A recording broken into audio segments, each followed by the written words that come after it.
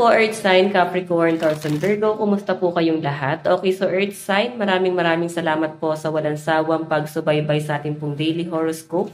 And kung ikaw ay bago pa lang sa ating channel, mag-subscribe na po kayo guys. And i-click mo na rin yung ating notification bell para lagi kang updated sa ating mga bagong upload.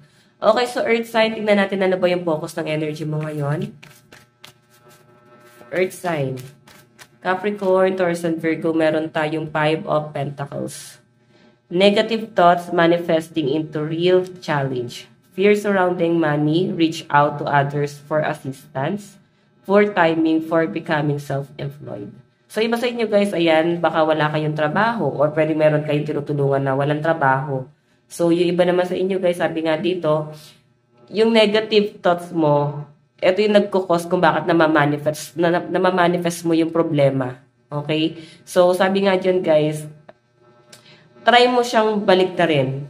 Think positive, guys, para yun lang yung mas na-absorb mo. Kasi yung bottom of the deck mo, guys, transformation eh. Okay? Meron kang kailangan baguhin sa mindset mo talaga. And ang pinapakita rin sa akin, guys, parang meron kang kinakatakutan siguro. Yung lifestyle mo, parang biglang nagbago. Okay? Siguro sanay ka dati ng ganito, mabilis guys, mabilis mo nakukuha yung isang bagay, mabilis ang daloy ng pera sa inyo. So parang ngayon guys, bigla siya guys nagbago. So I think merong dahilan kung bakit ganon. So siguro na-absorb mo yung negative kasi ganon ka mag-isip. Okay? Kailangan nyo yan guys baguhin. Okay, so Earth sign ang sinasabi din sa akin dito, parang walang masama na humingi ka ng tulong. Siguro dala ng pride or hiya, kung bakit ganito. Or iba sa inyo guys, nagsusulo ka sa buhay, baka okay na sa inyo yan guys, no? Yung mag-isa ka, walang ibang responsibilidad, kundi ikaw at kung sino man yung kasama mo. Hindi naman guys hindi ko nakikita marami yung parang responsibilidad mo dito. So, malinaw din na pinapakita sa akin, Earth, parang mas namumuhay kayo mag-isa dito. Mas gusto niya yan. Tignan pa natin.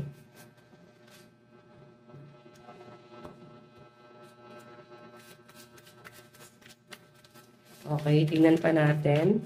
So guys, meron tayong 5 of Clouds, defeat. Ayan o.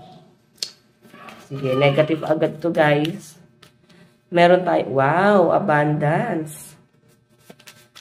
Nakikita ko kasi sa mga Earth sign yung panghihinayang mo eh. Meron ka pinanghihinayangan dito na pera or gamit na parang kailangan mo nang i-let go.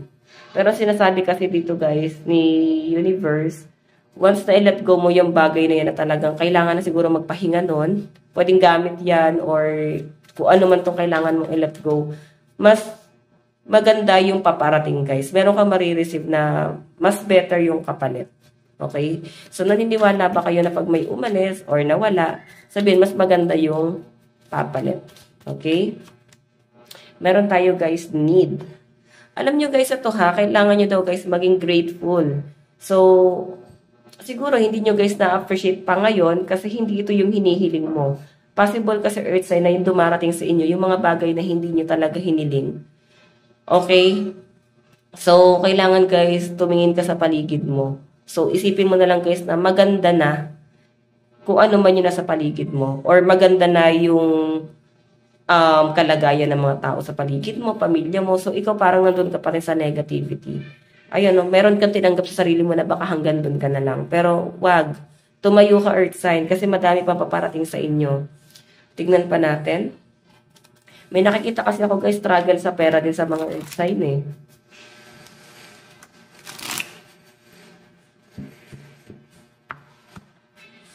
Okay. Meron po tayong Queen of Swords. Meron tayong Justice. Oh, mukhang meron kayong aayusin kaso. Or ano ba ito, back pay. Pwede guys na nag-aahente ka ng lupa or bahay. Baka meron ka na ipaprocess. Then, baka paparating na mababayaran na kayo. Or pwedeng may nangutang sa inyo guys. 6 of Pentacles. And the World. Okay, so Earth sign. Ayun, naisip ko lang to. Queen of Swords and Defeat. Ayan. siguro may mga bagay na parang hindi pinanghihinayangan eh. Parang sinusukuan mo na. Or parang nare-realize mo na baka wala naman ang mangyayari. Parang meron ka na talagang gustong i-let go. Hindi to guys, kung ano man sa relationship or what. Ang nakikita ko guys, sa bagay to. Okay? May nakikita kasi ako guys, tahimik lang yung mga earth sign. Pero parang meron kayong inaasikaso talaga ngayon. Tahimik mo siyang ginagawa. Or tahimik kang nagpaplano. So, meron tayo guys, abundance and justice. Ayan, meron ka talagang ipaprocess dito. Ano ba to? Meron ka bang inaantay na back pay or pera na paparating? And-expect mo guys itong bagay na to. And sinasabi sa akin, possible nga na makuha mo yan. Pero yun nga lang guys, marami pang proseso. Kung ito guys ay isa ina-apply ang trabaho, ayan, ang dami pang process, no? So, ito naman guys, receive is pagdating naman sa family. So, may nakikita ko guys parang family gathering or celebration na pwedeng paparating sa inyo guys. Ayan po yung pinapakita sa akin dito. Okay, so parang baka may pinaghahandaan ka, baka ayun nga, pinag-iipunan. Basta birthday to guys, parang birthday kasal or kung ano man to, no? Parang pinag-iipunan mo to. Okay? Kumbaga parang nagtitipid ka dun eh, para lang mapag-ipunan to.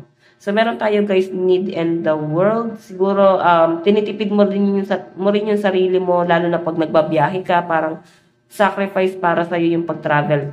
Siguro, nagtitipid ka sa pamasahe. O iba sa inyo guys, gusto mo guys mag-unwind, mag-travel sa malayo, pero hindi mo pa guys, parang nagagawa or ginagawa kasi nga, meron kang pinaglalaanan ng pera at attention ngayon, okay? Tingnan natin guys, ano naman ang inyong advice.